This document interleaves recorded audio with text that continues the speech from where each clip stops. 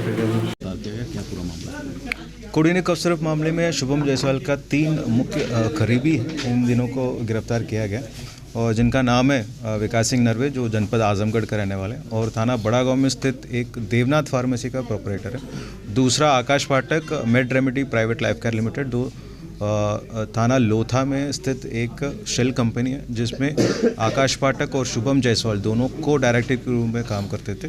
और तीसरा अंकित श्रीवास्तव, जो विकास सिंह नरवे का पूरा फिनेंशियल ट्रांजैक्शंस का काम देखते थे। उल्लेखनीय बात है कि ये तीनों व्यक्ति जनपद सिद्धार्थ नगर से ये नेपाल भागने की फिराक में थे, लेकिन इन तीनों में से 2 के विरुद्ध पूर्व में एलओसी जारी हो चुकी थी।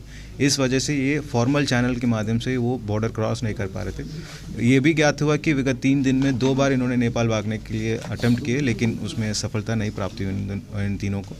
और इन तीनों के बारे में सूचना प्राप्त होते ही तत्काल थाना कोतवाली द्वारा इनको नेपाल बॉर्डर से 5 किलोमीटर की दूरी से पहले ही इनको गिरफ्तार करके आज इनको जेल भेजा जा रहा है। पूछताछ में कुछ संपत्ति के बारे में भी जो जानकारी प्राप्त हुई और इन अवैध संपत्ति के विरुद्ध 107 बीएनएस और 68F NDPS एक्ट के तहत भी कार्रवाई सुनिश्चित की जाएगी। विकास शुभम का काफ़ी करीबी बताया जा रहा है, ऐसे में अब तक क्या चीज़ें सामने आई है?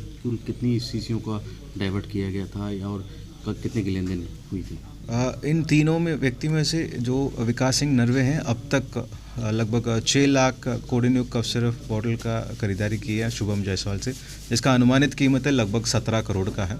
और दूसरा आकाश पाठक जो made remedy private life care limited में को डायरेक्टर के रूप में काम करते थे और इनको अनुभव प्रमाण पत्र और जितने भी फाइनेंशियल ट्रांजैक्शन से ये दोनों साथ में करते थे।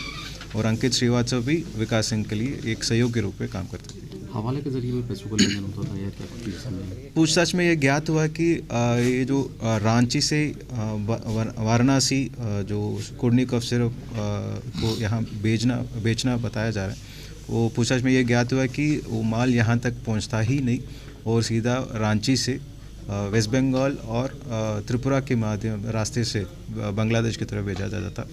और पूछताछ में कुछ लोगों का नाम भी प्रकाश में आई है जिनका नाम गोपनीय रखा जा रहा है, ताकि इनके विरुद्ध भी जो शीघ्र ही लीगल कार्रवाई सुनिश्चित की जा सके। पूर्व में भी इसके कुछ खिलाफ आपराधिक पूछताछ में ये ज्ञात हुआ कि विकास सिंह नरवे हैं 2021 में जनपद जौनपुर में से IPL बैटिंग मामले में ये जेल जा चुके हैं और बाकी जो 2 लोग हैं इनका भी क्रिमिनल हिस्ट्री अन्य जनपदों से भी कंगाला जा रहे हैं। क्या लगता है आप शुभम तक पहुंचने की जो कोशिश है वो कामयाब होगी या कुछ? ये जो 3 लोग गिरफ्तार किए गए, ये तीनों शुभम जायसवाल का इनर सर्कल का सदस्य हैं और इसके अतिरिक्त जो पूर्व में नाम प्रकाश में आई है अमित जायसवाल और दिवेश जायसवाल, इन दोनों को भी शीघ्र ही गिरफ्तार करके जेल भेजा जाएगा। और साथ ही साथ ये भी उल्लेखनीय बात है कि शुभम जायसवाल के विरुद्ध NBW भी जारी हो चुके हैं और शीघ्र ही रेड कॉर्नर नोटिस के माध्यम से ये इनको एक्स्ट्राडिशन की कार्रवाई सुनिश्चित की जाएगी।